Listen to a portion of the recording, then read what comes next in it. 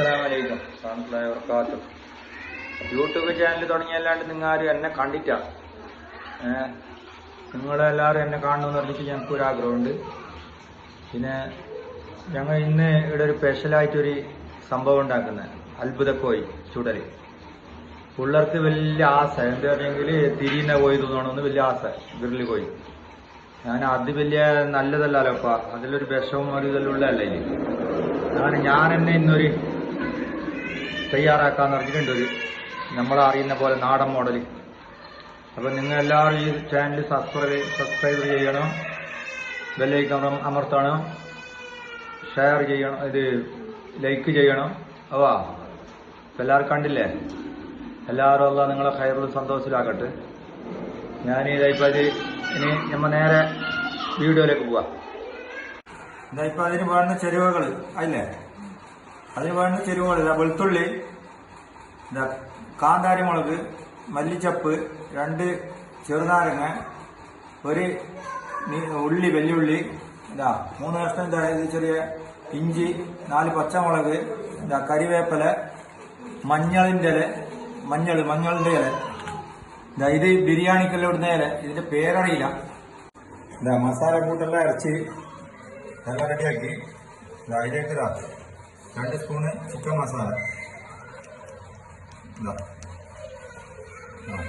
കുറച്ചും കൂടെ ഇട്ടുക.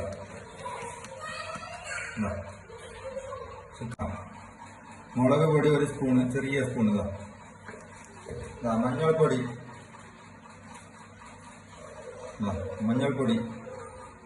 1 ചെറിയ സ്പൂണ്.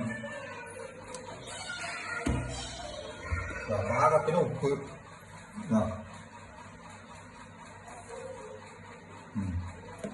നേരത്തെ പറഞ്ഞ 2 ചെറുനാരങ്ങ പിഴിഞ്ഞ വെള്ളം.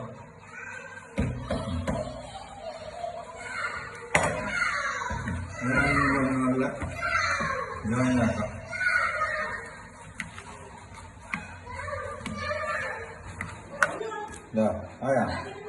മസാല പിടിക്കാൻ വേണ്ടിയിട്ട് ഹോൾസ് ഇങ്ങനെ കത്തിയോട് ഫുള്ള് ഹോൾസ് ഇട്ടതാ. ഇതെല്ലാം ഹോൾസ് ഇട്ടിട്ടുണ്ട്. ഇതെല്ലാം ഹോൾസ് ഉണ്ട് കത്തിയോട്. ഫസ്റ്റ് ഇത് ഉള്ളിലേക്ക് മസാല കയറ്റി കൊടുക്കണം.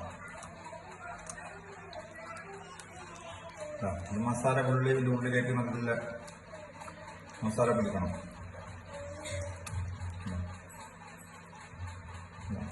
സഞ്ചിയിലും ഡ്രസ്സിലും മസാല ഇങ്ങനെ തേച്ച് കൊടുക്കണം. നല്ല കുട്ടിക്കണം.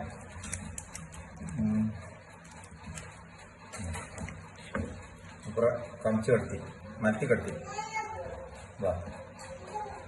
അപ്പുറം ഇതെല്ലാം തേച്ച് പൊട്ടിച്ച് ഇങ്ങനെ കൊടുത്താൽ മതി. നല്ല പൊട്ടിക്ക.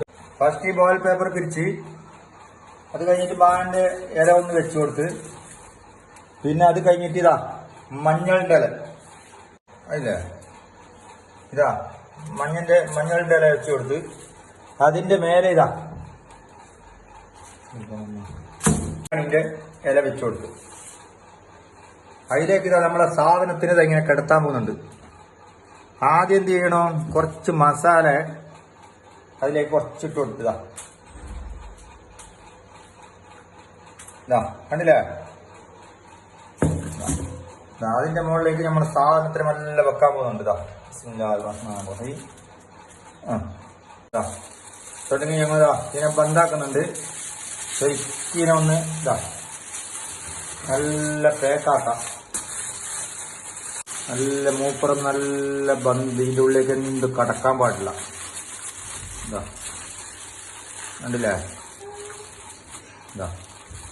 മൂപ്പുറം നല്ല റെഡിയായി, ഒരു ഉണ്ടയായി. കുറച്ച് എല്ലാവർക്കും വെക്കാം.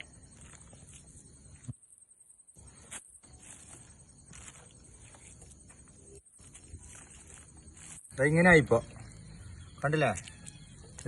തേച്ച് വലിയ ഉണ്ടയായി. ഇനി കൊണ്ടൊരു കനലിൽ വെക്കും. നല്ല കനലിൽ വെച്ചിട്ട് ചൂട്ടിട്ടെടുക്കും. എന്തുമില്ല, ഒരു 1/2-3/4 മണിക്കൂറിന്റെ പണിയെല്ലാം ഒത്തിട്ട്. അപ്പൊ നല്ല മുരിഞ്ഞ കോഴിനെ തിന്നാൻ നമുക്ക്.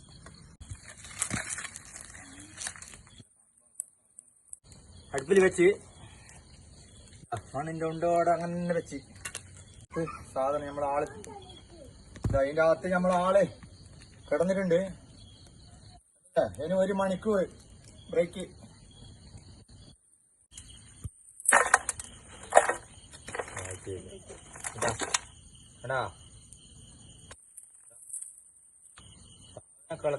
നമ്മളെ നോക്കറ തീ പോലെ തീ